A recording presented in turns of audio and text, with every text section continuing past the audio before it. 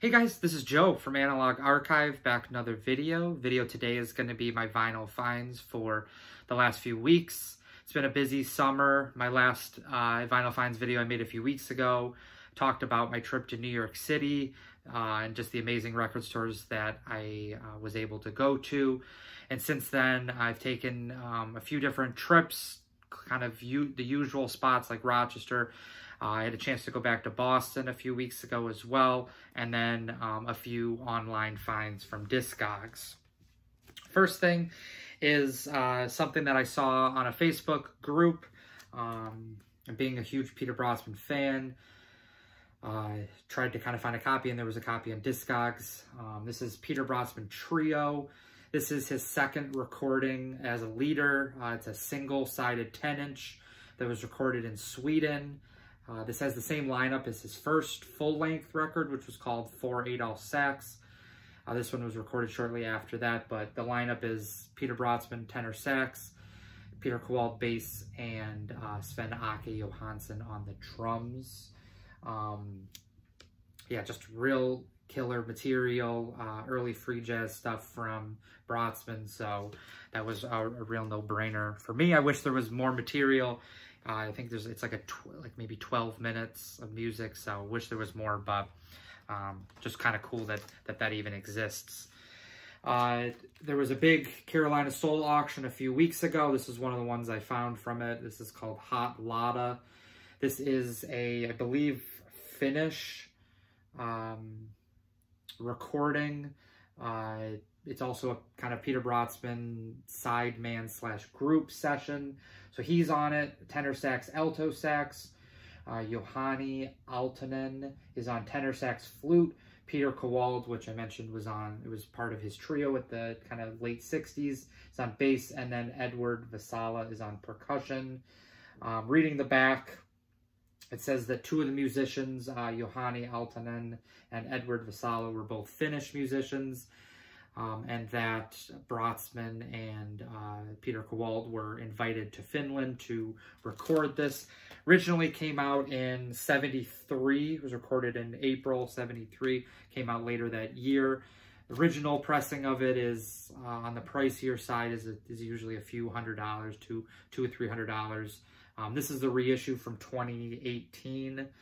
That's on the Svart S-V-A-R-T Records label. Which is also, I believe, Finnish as well. This one was much cheaper. I think it was like maybe $50, $60 for this. So 2 LP. Also, that's the one thing about the reissue. The original pressing was just a single LP. This kind of reissue, reissue has a second LP that has some bonus material that just wasn't included from the original original pressing. So also had a chance to go to Rochester last summer. I talked about the owner Tom. He sold some of his personal collection. He brought in a bunch of stuff. He had some great ESP disc stuff that he sold, and I was able to pick up quite a few great titles. He decided to weed some more stuff out again. I found a few things I'll kind of show. I think I found four or five things from there. This one was familiar with the artist Joe McPhee, but was not familiar with this one. This is a solo performance that he did in 1977 in France, and then it came out in '79 on the Hat Hut Records label out of Switzerland.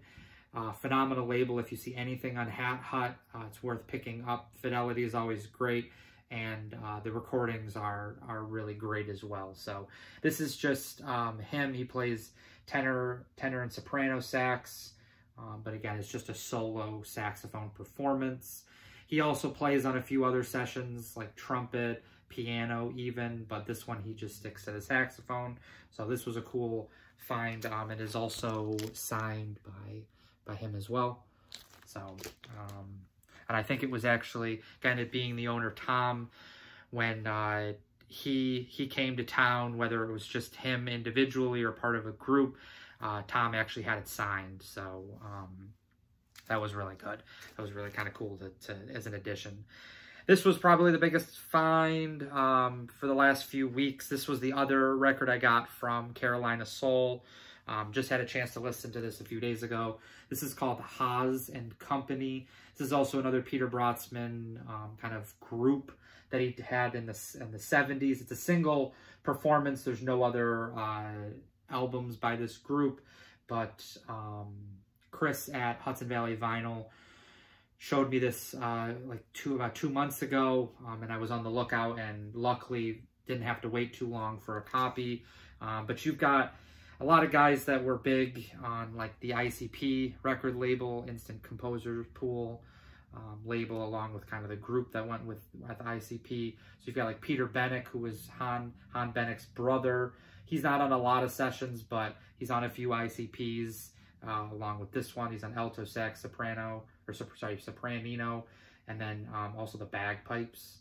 Brötzmann's on this, tenor sax, E-flat clarinet, B-flat clarinet. Han Bennick mostly plays like reed instruments, E-flat clarinet, B-flat clarinet, bass clarinet, and then he also plays percussion kind of here and there. Johnny Diani bass, Louis Maholo drums, and then Keys Hazevoit is on piano and B-flat clarinet.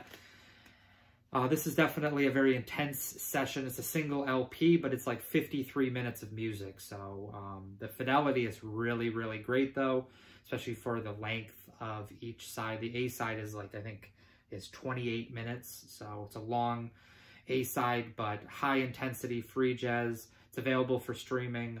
If you're into free jazz, I definitely invite you to check this out if you have not heard this, but it's definitely an intense one. So this was my most recent find.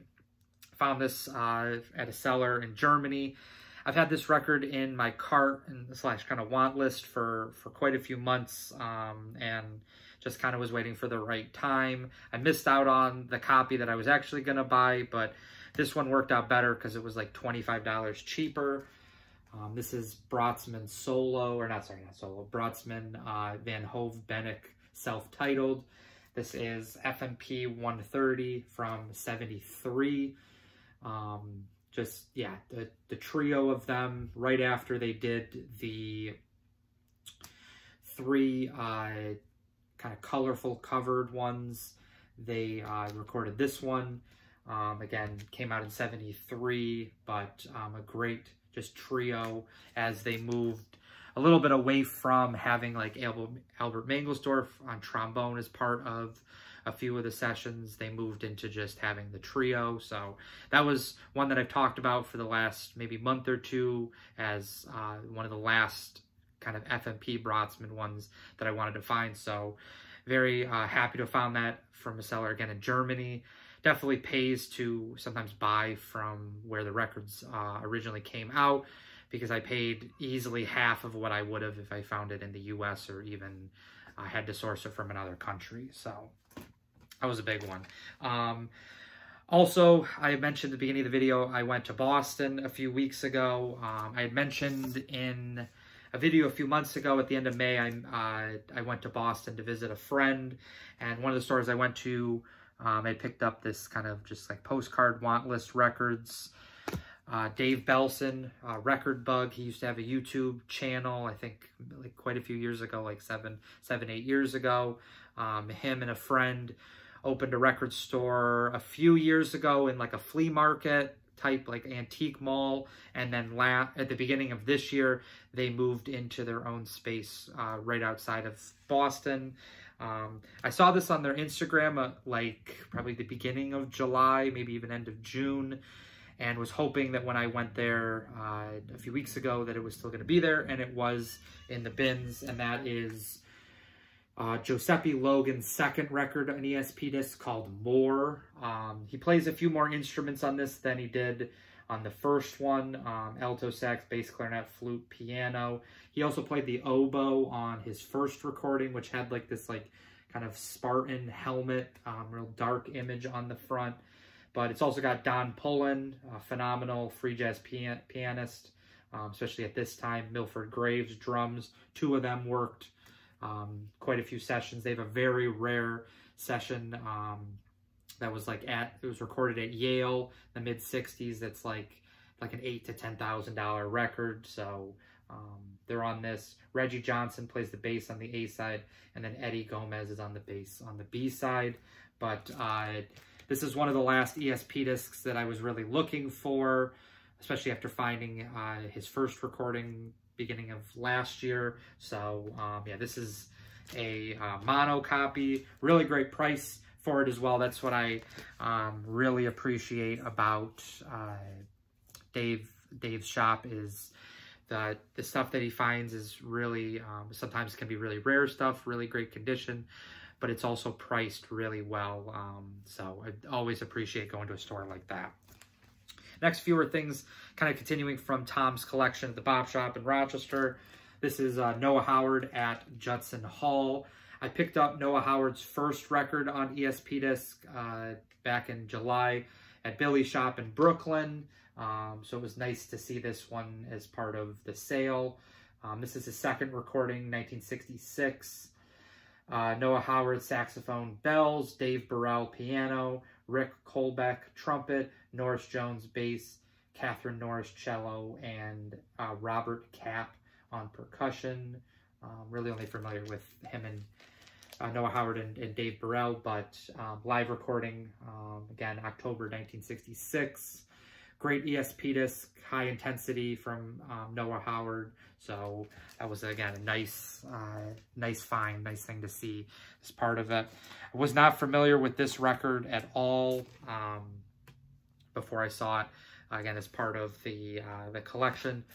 This is, it's titled The New Frank Wright Quartet, called Eddie's Back in Town. It's got Frank Wright tenor sax, Richard Williams bass, Tony Smith piano, and Gregory Buford or Bufford is on the drums.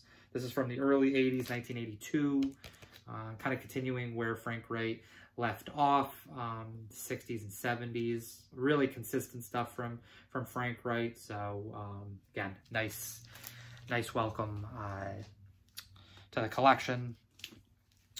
Last few things. This was probably the big one from Tom's collection that I found. I had known about this before he put the collection out. He'd mentioned that he had a copy of this that he was going to put in the sale, and that's Sonny Murray.